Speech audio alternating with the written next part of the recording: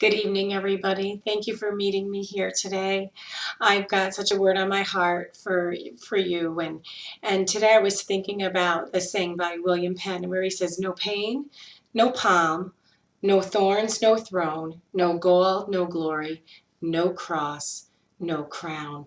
And I was thinking about pain, and as a nurse, I am acutely aware of pain, and it just takes a visit to a pharmacy or watching commercials at night to remind us that we live in a pain conscious society. We are inundated with all kinds of medications that promise to relieve the pains in our bodies. And if you don't realize this, prescription drugs, specifically for pain, they're a multi-billion-dollar industry. And these are all just realities of our day-to-day life. And as a part of our human nature, we automatically shy away from physical stress, from mental anguish, emotional conflict, and all manners of stress brought on by pain.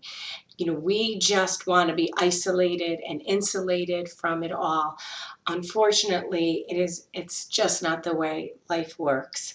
Experiencing physical pain, mental pain, emotional pain, it is a part of day-to-day life. It's a part of the human experience. And as long as we are in this earthly flesh, this flesh tent, each of us is going to have to deal with the problem of pain coming into our lives. And pain is included. I've heard someone say it's included with the package of life. And sometimes we encounter pain and we don't know its source. It can be physical pain, it can be emotional pain. And this is the kind of pain that really can incite fear. This is the kind of pain that we get very, very concerned. And when pain of this type comes into our life, there are two very important things for us to understand that helps us process it and deal with it. And the first is that pain comes as a warning sign. It's a signal. It's telling us something is wrong. It's a symptom alerting to us that there could be a serious problem. It's calling our attention to it so we can take measures to do something about it. And secondly, when pain comes, oftentimes God will use it as a means to work his purposes into our lives. And the word promises that God will take something bad, even something like pain, and he will turn it around and use it for your good and my good. God uses pain to motivate us, to actually spur us into action, because pain will motivate us quicker than anything else will. Proverbs 20:30 says sometimes it takes a painful experience to make us change. Pain will force us to make changes even when we don't want to change.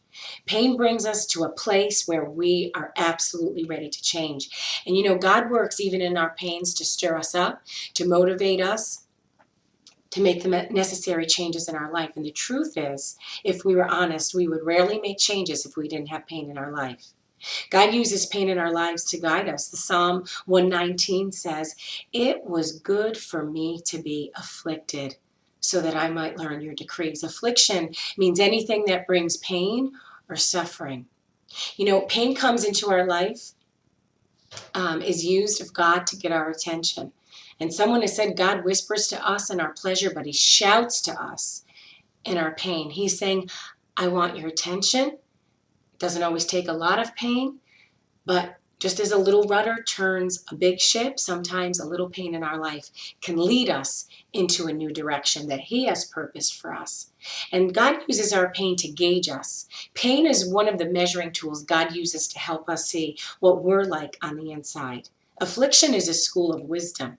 Affliction reveals pride. It reveals issues in our hearts, undealt issues. Affliction cures our eyesight to see ourselves. And anytime I think of affliction, I think of Joseph in the Bible. And if you read about Joseph, you will see in those very first chapters of his life, it is one painful experience after another.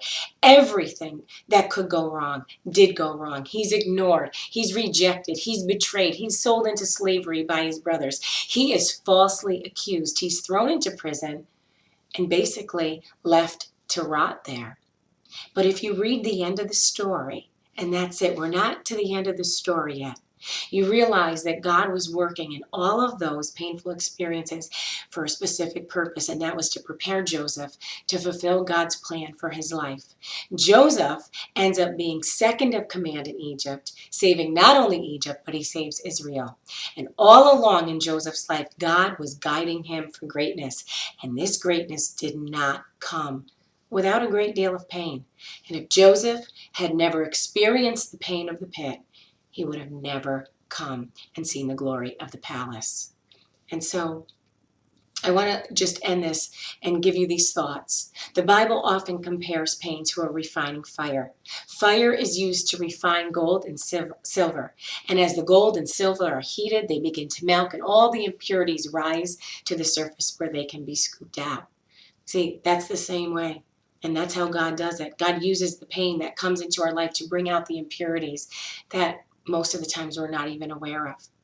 Isaiah 48:10 says, I have tested you in the furnace of affliction. Pain is oftentimes a test. It exposes the real us. It reveals what we are on the inside. And the fact is, it's because it's impossible to maintain an image when we're in pain. James 1, the Message version, says, tests and challenges come at you from all sides, and you know that under pressure, your faith life is forced into the open and shows its true colors. Testing reveals what each one of us are like on the inside, so we can do something about it.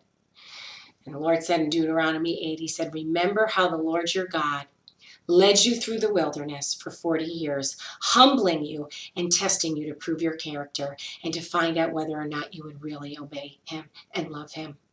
And so I just want to encourage you today, if you have been in the furnace of affliction, if you have felt pain that you have just felt, Lord, I cannot go on one day, I want you to know, according to Isaiah, he says, I will answer them before they even call to me. While they are still talking to me about their needs, I will go ahead and answer their prayers. Be strong, be of good courage. God is with you. This season is coming to an end. It's darkest before the dawn. Trust him. Trust him like you've never trusted him and see his faithfulness. I love you. I'm praying for you. I'll see you soon.